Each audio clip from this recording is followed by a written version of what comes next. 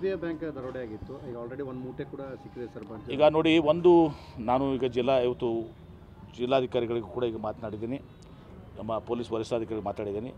ಅವರು ಬಂದು ಈಗ ನನಗೆ ಬ್ರೀಫಿಂಗ್ ಮಾಡಿದ್ರು. ಅವರು ನಾವು ಮತ್ತು ಈ ಕಾರ್ಯಕ್ರಮ ಪ್ರಾರಂಭ ಆಗಿತ್ತು, ಸಂಸದರು ಬರ್ತಿದ್ರು, ಒಟ್ಟಿಗೆ ಕಾರಿನಲ್ಲಿ ಬಂದು ಅದನ್ನೆಲ್ಲನೂ ಕೂಡ ಬ್ರೀಫ್ ಮಾಡ್ಕೊಂಡು ಬಂದಿದ್ದಾರೆ. ಮೊನ್ನೆನೂ ಕೂಡ ನಿರಂತರವಾಗಿ ನನ್ನ ಫೋನ್ ಸಂಪರ್ಕದಲ್ಲಿದ್ದಾರೆ.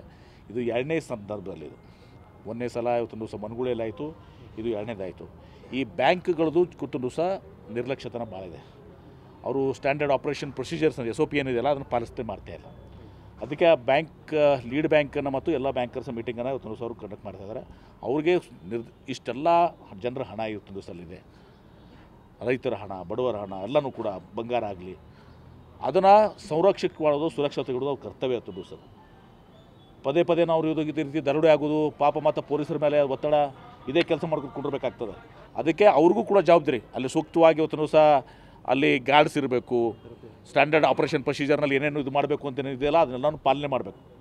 ಇಲ್ಲಿಕಂದರೆ ನಾವು ಆ ಫಸ್ಟ್ ಇವತ್ತು ದಿವಸ ಆ ಬ್ಯಾಂಕರ್ಸ್ ಮೇಲೆ ಕ್ರಮ ಕೈಗೊಳ್ಬೇಕಾಗ್ತದೆ. ಈಗ ಮನಗುಳಲ್ಲಿ ಆಗಿದ್ದು ಹಾಗೆ.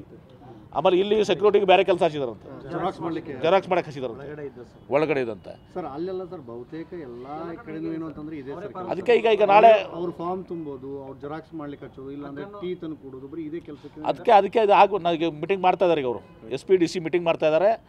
ನಿರ್ದಾಕ್ಷಿಣ್ಯವಾಗಿ ಅವತ್ತು ಸರ್ ಎಲ್ಲರಿಗೂ ಕೂಡ ಸೂಚನೆ ಕೊಡ್ತದೆ. ಅಷ್ಟೇ ಅಲ್ಲ, ಇವತ್ತು ಸಹ ಅವರು ಮಾಧ್ಯಮಕ್ಕೆ ಹೇಳಂತ ಹೇಳಿದೆ. ಅವತ್ತು ನೀವೇ ಕೇಳಿಬಿಟ್ರಿ, ನಿಮಗೆ ಹೇಳ್ತಾ ಇದ್ದೀನಿ. ಈಗ ಇವತ್ತು ಮಾಧ್ಯಮ ಕೂಡ ಹೇಳಿಬಿಡ್ರಿ, ಅಂದರೆ ಅವ್ರ ಜವಾಬ್ದಾರಿ. ಜನ ಏನಾಗ್ಬಿಡ್ತದೆ, ಪಾಪ ಪೊಲೀಸರ ಮೇಲೆ ಪ್ರೆಷರ್ ಸ್ಟಾರ್ಟ್ ಆಗ್ತದೆ. ಒಬ್ಬ ಒಳ್ಳೆ ಪೊಲೀಸ್ ರಾಜಕಾರಣಿಯಾದರೆ ನಾವು ಅವ್ರ ಸಿಬ್ಬಂದಿಯವರು ಮತ್ತು ನಮ್ಮ SP ಅವರು ಭಾಳ ಒಳ್ಳೆಯ ಕೆಲಸ ಮಾಡಿದ್ದಾರೆ. ಮನಗುಳಿ ಕೇಸ್ನಲ್ಲಿ ಕೂಡ ಒಂದು ಐತಿಹಾಸಿಕ ಕೆಲಸವನ್ನು ಮಾಡಿದ್ದಾರೆ. ಇಲ್ಲಿನೂ ಕೂಡ ಇವತ್ತು ಸಹ ಭಾಗಶಾವತ್ತಿನ ಕೆಲಸ ಆಗಿದೆ, ನುಡಿದನ್ನು ಕೂಡ ಮಾಡ್ತಾರೆ ಅನ್ನೋ ಸಂಪೂರ್ಣ ವಿಶ್ವಾಸ ಇದೆ. ಆ ಒಂದು ಸಮರ್ಥ್ಯ ನಮ್ಮ SP ಅವರಿಗಾಗಲಿ ನಮ್ಮ ಪೊಲೀಸ್ ಸಿಬ್ಬಂದಿಗಿದೆ. ಅವ್ರಿಗೆ ನಾವು ಅಭಿನಂದನೆ ಸಲ್ಲಿಸ್ತೀನಿ. ಎರಡು ಆದಮೇಲೆ ಅವ್ರಿಗೊಂದು ಒಳ್ಳೆಯ ಕಾರ್ಯಕ್ರಮ ಕೂಡ ಮಾಡ್ತೀವಿ. ಅದು ಇದು ನಿಲ್ಲಬೇಕೀಗೆ ನಾವು ಮಾಡೋದು ಮಾಡ್ತೀವಿ. ಸ್ಟ್ಯಾಂಡರ್ಡ್ ಆಪರೇಷನ್ ಪ್ರೊಸೀಜರ್ ನಾವು ನಿರ್ಲಕ್ಷ್ಯ ಮಾಡ್ತೀವಿ. ನಾವು ದರೋಡೆ ಆಗ್ತದೆ, SP ಅವರು ಬರ್ರಿ ಅಂತಂದು ಅದು ಉಪಯೋಗ ಆಗೋದಿಲ್ಲ. ಅದು ಬ್ಯಾಂಕ್ನವ್ರ ಜವಾಬ್ದಾರಿ ತೊಗೊಳ್ಬೇಕು. ಅದನ್ನು ಇಷ್ಟು ದೊಡ್ಡ ಅಮೌಂಟ್ ಇದೆ, ಮತ್ತು ಯಾಕೆ ಬ್ಯಾಂಕ್ ನಡೆಸ್ತೀರಿ? ಜನರ ಹಣವನ್ನು ನೀವು ಸುರಕ್ಷಿತವಾಗಿ ಇಟ್ಕೊಳ್ಳೋಕೆ ನಿಮ್ಗೆ ಸಾಧ್ಯ ಅಂದರೆ ಬ್ಯಾಂಕ್ ಬಂದ್ ಮಾಡಿರಿ. ಅದನ್ನು ಬೇಕಾಗಿಲ್ಲ ಬ್ಯಾಂಕ್ಗಳು. ಅದು ಗೊತ್ತಿದೆ, ಅದೆಲ್ಲ ನೋಡಿ. ಇದೆಲ್ಲ ಯಾರು ತಪ್ಪಿಸ್ತಿರ್ತಾರೆ, ಇಂಥವು ಇರ್ತಾರೆ. 100 ಮಂದಿಯಾಗ ಒಬ್ಬೊಬ್ಬರು ಇಂಥ ಜನ ಇರ್ತಾರೆ. ಈಗ ಅದೆಲ್ಲನೂ ಕೂಡ ಕ್ರಮ ಆಗ್ತಾ ಇದೆ.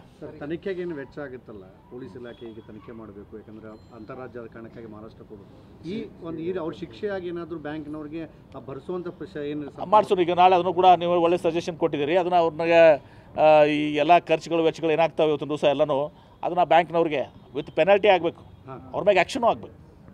ಬರೀ ಅವ್ರ ಮೇಲೆ ನೀವು ಖರ್ಚಾಗಿದ್ದು ವೆಚ್ಚ ಕೊಟ್ಟರೆ ಅಂತಂದರೆ ಅವ್ರ ಮೇಲೆ ಶಿಕ್ಷೆ ಆಗಬೇಕು. ಇವತ್ತು ದಿವಸ ಯಾರು ಮ್ಯಾನೇಜರ್ ಇದಾರಲ್ಲ, manager should be hold responsible. Highest ಯಾರು ಇದಾರೆ ಬ್ಯಾಂಕ್ನಲ್ಲಿ ಅವ್ರು ರೆಸ್ಪಾನ್ಸಿಬಲ್ ಆಗ್ಬೋದು. ಅವ್ರ ಕೇಂದ್ರ ಕಚೇರಿನೂ ಕೂಡ, ರೀಜ್ನಲ್ ಆಫೀಸು, ಕೇಂದ್ರ ಕಚೇರಿ, ಆ ಬ್ಯಾಂಕರ್ಸ್ಗೆ ಇವತ್ತೊಂದು ದಿವಸ ನಾವು ಎಚ್ಚರಿಕೆಯನ್ನು ಕೊಡ್ತಾ ಇದ್ದೀವಿ. ಇಲ್ಲಿ ಮೇಲೆ ನಿರ್ದಾಕ್ಷಿಣ್ಯವಾಗಿ ಇವತ್ತು ದಿವಸ ನಿಮ್ಮ ಮೇಲೆ ನಾವು ಕೇಸನ್ನು ಬುಕ್ ಮಾಡ್ತೀವಿ. ಯಾವುದೇ ಬ್ಯಾಂಕ್ ಇರಲಿ, ನಾನು SBI ಅಂತ ಹೇಳಕ್ಕೆ ಹೋಗೋದಿಲ್ಲ.